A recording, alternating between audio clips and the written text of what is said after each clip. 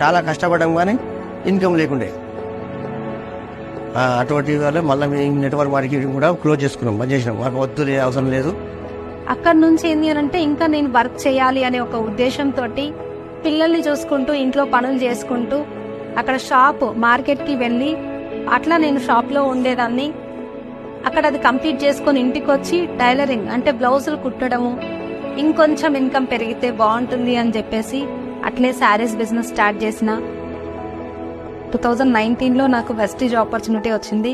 అప్పుడు నాకు నా డ్రీమ్స్ కూడా ఫుల్ఫిల్ అయితే అనే ఒక చిన్న ఆశ నాకు కలిగింది. నేను స్ట్రాంగ్ గా డిసైడ్ అయినా వెస్టీజ్ లో నేను ఏదైనా సక్సెస్ నేను తీసుకుంటా అని చెప్పేసి నాకు స్ట్రాంగ్ డ్రీమ్, నాకు ఆ డ్రీమ్ నా లక్ష్యం ఒకటే కనిపిస్తుంది. ఇంకా నాకు ప్రాబ్లమ్స్ ఏం కనిపించలేదు.